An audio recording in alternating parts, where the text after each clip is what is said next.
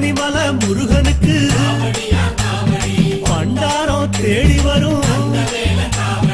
aunty முகம் காண வரும் ஆவினங்குடி தேடி வரும் கால்நடையா வந்த காவடி இது தேடுவது கந்தன் காலடி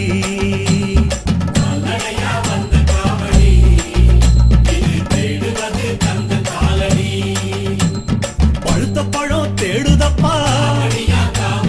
பாலதண்ட பாணி கேட்ட நல்ல முத்து வேலனுக்கு